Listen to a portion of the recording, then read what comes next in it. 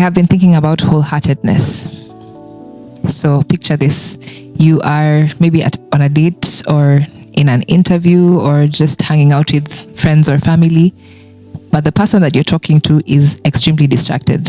Like they keep looking at the phone, they keep looking outside, their gaze and their attention is not fixed on you. You know, it's very hard to have such a conversation.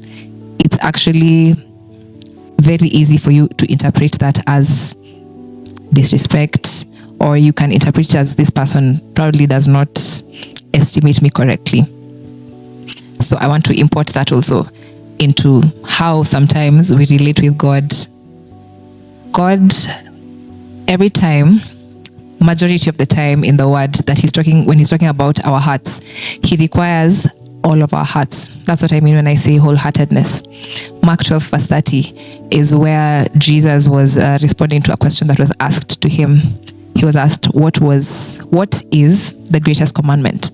And he responded by telling them that the greatest commandment is love the Lord your God with all your heart, with all your soul, with all your mind, with all your strength.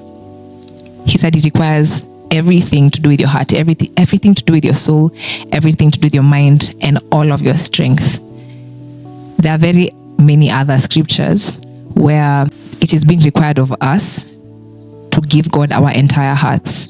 For example, Jeremiah 29 verse 13, where it says, you will seek me and you'll find me when you seek me with all your heart.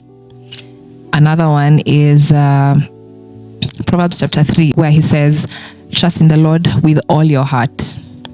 There's also several such verses in Psalms. One is Psalms chapter 9 verse 1, where we're being told to praise the Lord with all your heart. Like God requires your entire heart. He doesn't want you to be double-minded. And this is something that we are warned about in James chapter 1 verse 8. Don't be double-minded.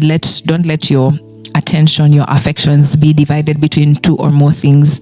When such a thing happens, you're going to drop one ball. Like you can't juggle two balls when it comes to your heart. It's either you're giving God your entire attention, your entire affection at all times. Revelation also warns us about being either hot or cold. Now, we have been taught that the warning about being either hot or cold is not that hot is good and then cold is bad. It's simply make a choice and be committed to that choice wholeheartedly, right? So, something that encourages me when it comes to this is that God does not require anything of us that he has not already exemplified. So if he requires us to give him our entire hearts, we can take an example from him. God the Father gave us his Son, Jesus Christ. And when you read Romans 8:32, he says, he who spared not his Son, but gave him up for us all, how shall he not with him also freely give us all things? The thing that I get from that verse is that he did not spare something that was extremely important, his Son, a very valuable part of his heart. God usually gives us in entirety. He gives us everything.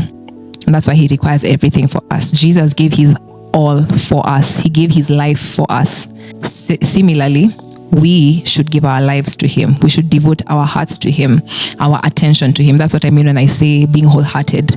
Let your affections be completely taken by Jesus. Let your attention be completely taken by Jesus. And this also is quite similar to the word in Romans. Romans says, being spiritually minded is life and peace. This is how I understand wholeheartedness to be. Being spiritually minded means that you have set Christ before all things. You have set him before all things. In every single thing that you do in your day-to-day affairs, he is everywhere. He is in all things when it comes to you. Like when you go to work, that's where your mind is. When you are ministering, you're thinking about Christ. When you are commuting, you're thinking about Christ. He has your attention. He has your affection. There's no time that your affection is taken by other things. So I'm encouraging you, assess yourself and see the things that have your heart. Is there anything that has divided your heart? Is there any place that you're double-minded? And ask God to give you grace to commit yourself fully, wholeheartedly to the Lord.